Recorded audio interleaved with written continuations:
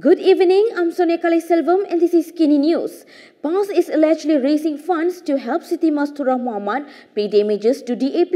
Here's more on the story. PAS is allegedly organizing a donation drive to help Kepala Baras MP Siti Mastura Muhammad pay 825,000 ringgit in damages to DAP leaders. This is after she lost a defamation case for claiming that Lim Kit Siang and Lim Guan were related to Communist Party of Malaya leader Chin Peng, and that Teresa Kok was also related to the Lims. In a letter that has spread on social media, PAS Secretary General Takiyuddin said that the DAP leaders are demanding immediate payment. Failure to do so, he said, would result in bankruptcy proceedings being initiated against Siti Mastura, which in turn could cause her to lose her seat, thereby triggering a by-election. As such, to avoid Siti Mastura being disqualified as an MP, the party is organizing a donation drive. The letter stated that Central PAS committee leaders and state chiefs, divisions and branches are required to donate at least 500 ringgit each. Meanwhile, state chapters as well as wings at federal, state, and division levels are required to raise a minimum of 20,000 ringgit each. Universiti Malaya has confirmed that a lecturer implicated in a sexual harassment case involving inappropriate messages has been suspended from duty. Universiti Malaya has announced the suspension of a lecturer implicated in a sexual harassment case involving inappropriate messages. In a statement, it said Universiti Malaya remains committed to maintaining a safe and conducive campus environment and will take firm action against any individual involved in misconduct, regardless of their position or status. The university did not disclose further details about the incident or the identity of the lecturer, but reiterated its commitment to a zero-tolerance policy on misconduct within its community. This action follows a demand from the Feminism Club for the university to investigate and take firm action against the lecturer who was accused of sexual harassment for allegedly sending nude photos to students. They had submitted a memorandum urging to address the matter promptly. On December 21st, the Higher Education Minister stressed that any case involving misconduct or violations by staff at higher education institutions would be taken seriously.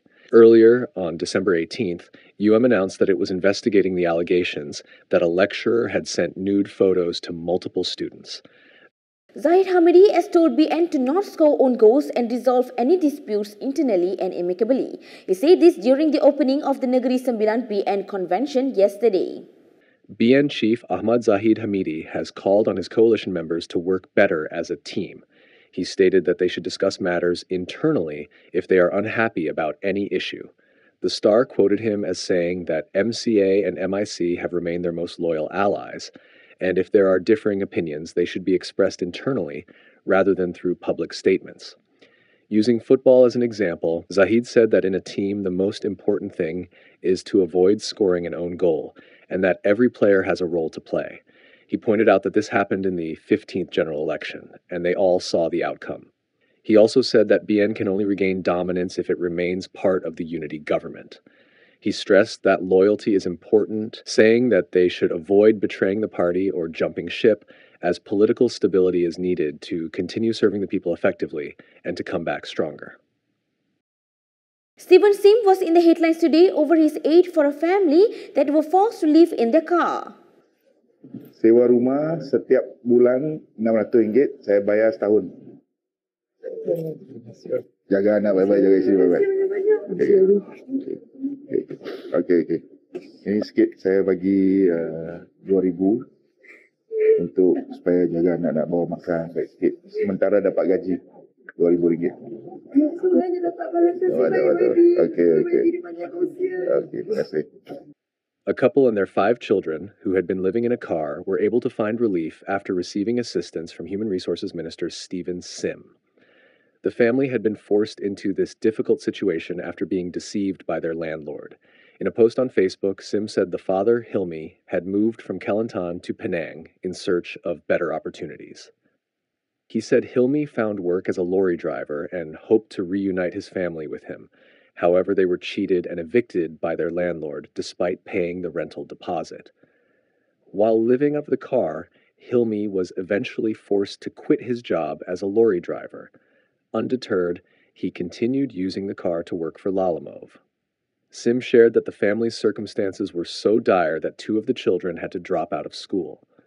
Touched by their struggle, Sim took action, securing a new home for the family, finding a new job for Hilmi, and ensuring that the children were able to return to their studies. If you'd like to access the news like this and more, scan the QR code on the screen and subscribe to Malaysiakini.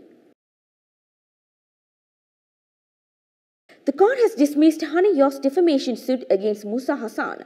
Yo had filed the suit against Musa over statements made during a forum at UiTM on January 2020. The High Court in Kuala Lumpur today dismissed Segambut MP Hana Yo's defamation suit against former Inspector General of Police Musa Hassan. This was over remarks he made during a forum at Universiti Technology Mara 4 years ago. Judicial Commissioner Arzia Apandi said Yo had failed to establish that Musa's statements were defamatory. She said, in this case, no malice was proven, and Musa had reasonable grounds for his statements based on the plaintiff's admissions and writings, and the publication of the statement was beyond his control. She added that while responsible speech is important, public figures must expect and tolerate robust criticism and debate regarding their public statements and actions. Arzia further explained that the statements were made at a forum discussing national security issues, where the defendant, as the former Inspector General of Police, spoke about perceived security threats. Yo, who is the Youth and Sports Minister, filed a suit against Musa over statements made during a forum at UiTM on January 30th, 2020. Yo claimed that in his speech, Musa, among other things, accused her of writing her book Becoming Hannah to turn Malaysia into a Christian nation, of having connections with evangelists and Jews to undermine Islam in Malaysia, and of prioritizing her personal interests over the nation's. Sabah UMNO's youth chief says all charges against politicians after GE14 should be dropped. He said this is as they were flaws in the justice system that needed to be rectified. Sabah UMNO youth chief Sufian Abdul Karim has called for all charges against politicians following the 14th general election to be dropped. This came after Prime Minister Anwar Ibrahim said that some charges from that time were rushed, politically vindictive, and flawed. In a statement, Sufian said this clearly showed there were flaws in the justice system that needed to be rectified. He said the series of charges had wasted the government's resources, including time, money, and man-hours, just to fulfill an evil political mission.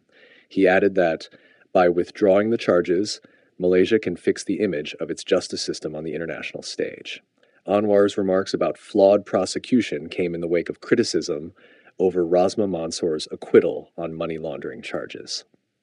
The judge had allowed Rasma's bid to quash the case on the grounds that the charges were defective and failed to disclose the essential elements of the alleged offenses. Anwar, however, stressed that he would not air his own views regarding Rasma's case. That is all from me today. For more stories, you can go to Kinitv.com. You can also follow us on Instagram, Twitter, YouTube and Facebook for the latest news updates. I'm Sonia Kalai Selvam. Thanks for watching.